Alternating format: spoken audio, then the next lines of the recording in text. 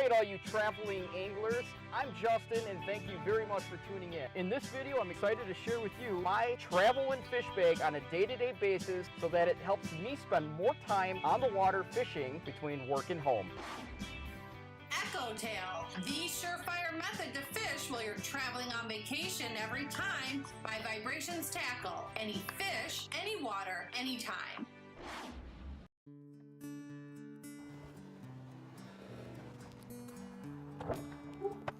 Alright, here's the deal. I'm a huge fan of camera bags. Why? Because we have a lot of cameras and it's important that we film all of our fishing expeditions. And with that being said, I'm going to share with you, I got two different bags that I like to use. I'm always trying new stuff. I'm always trying new stuff that I put inside the bags. But I have classified the things that I bring into several different categories. And here are the two bags. These are both, as mentioned, camera bags. Usually good camera bags, this is a GoPro. Usually there's some type of waterproof type compartment or water resistant, which is very helpful because there's always things you want to bring that you can't have wet. The other benefit to the GoPro camera bag is that it does have a little shoulder strap where you can mount a camera just like you see the one on my shoulder here that is always in the bag when I need it. But preparation is the key.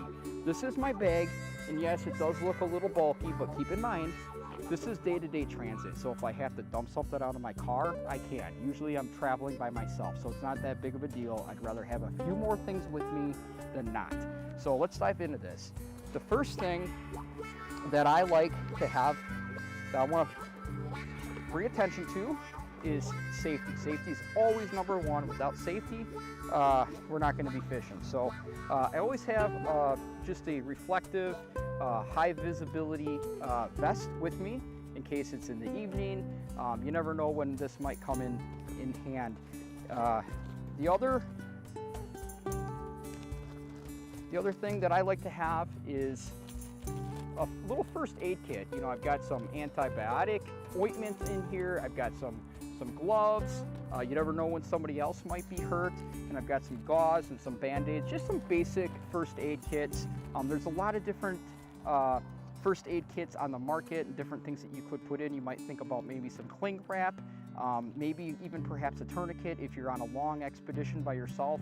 A lot of times you do have your bag on your back, so you're gonna have quick access to it in case you need it, and it could save your life. So with that being said, there's a safety aspect. Under safety, I always put long-term safety too. I use this is sunscreen, a lot of different sunscreens. I choose to use this. This is Roden & Fields. The reason I like Roden & Fields is because they also offer other skincare products that my wife likes as well.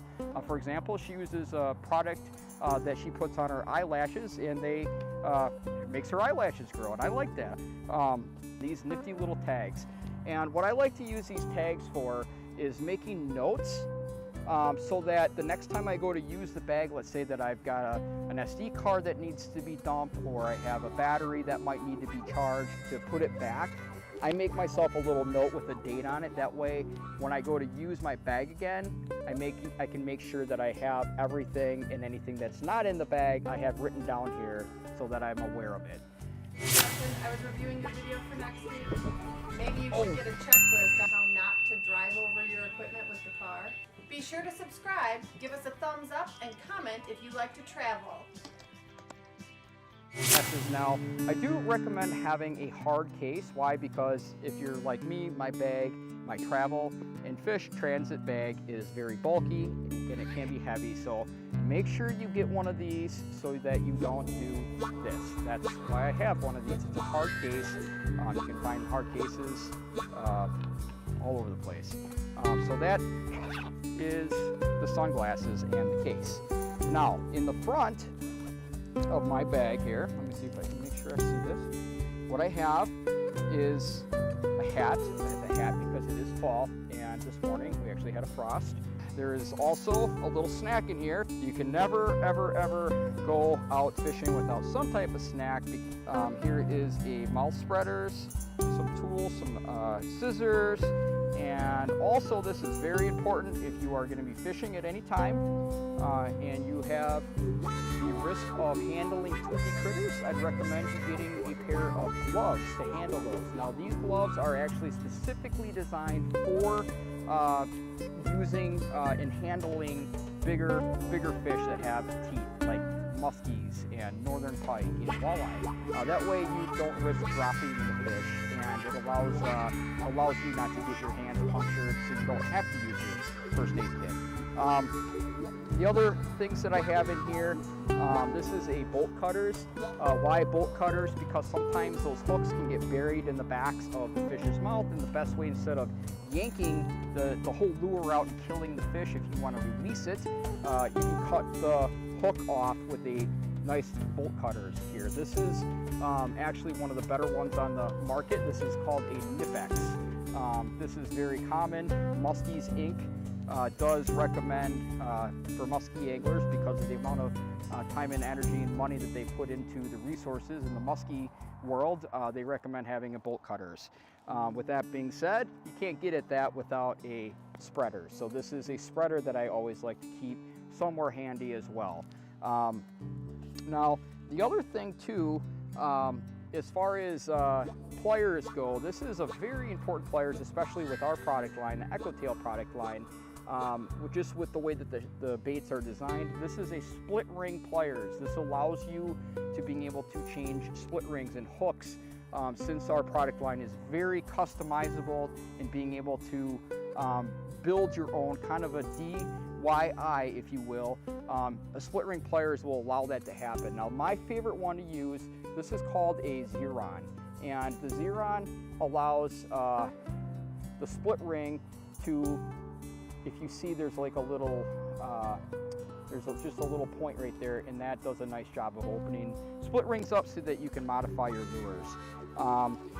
Next up is, before we dive into the cameras, I like to have an SD holder, SD card holder. I like these little weekly pill boxes because this allows me to kind of track SD cards, and then I can put like little notes and stuff like that, and then they correspond with every single day of the week.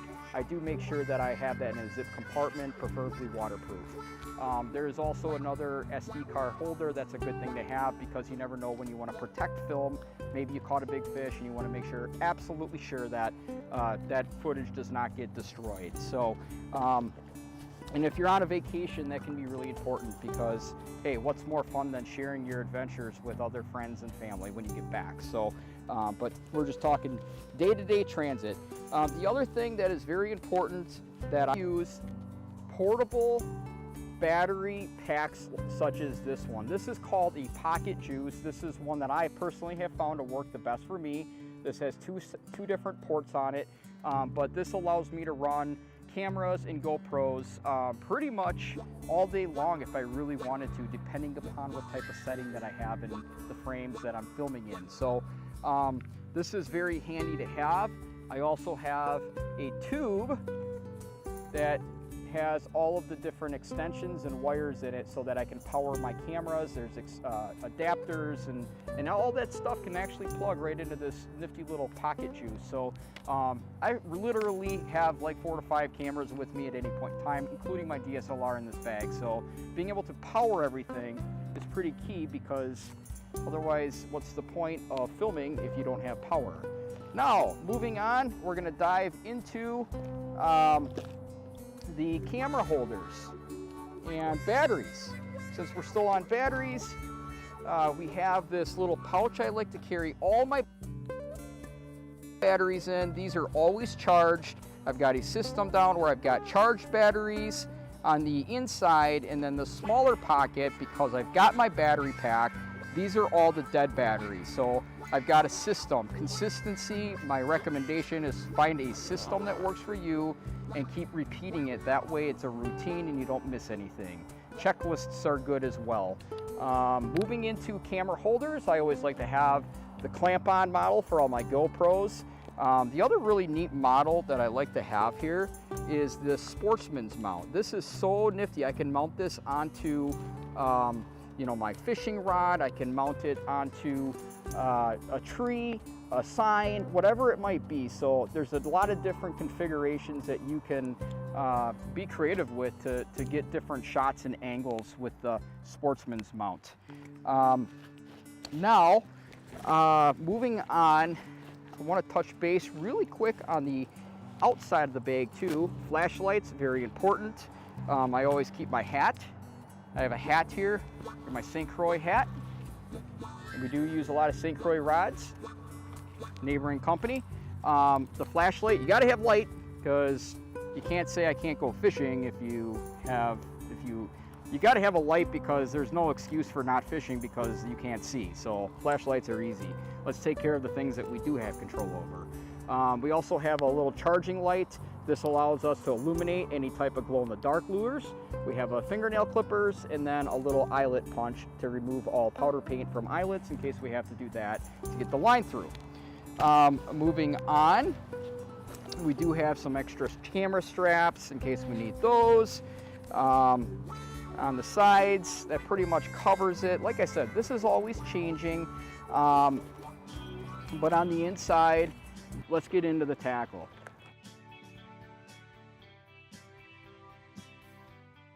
How not to drive over your equipment with the car.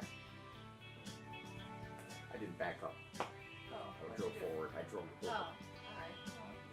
Okay. One more time. She was in the live video yesterday. Oh yeah, one last tip for you. Almost forgot. When you're driving away from wrapping up your video, make sure you clean everything up, because if you don't and you leave it next to your car, you might do this.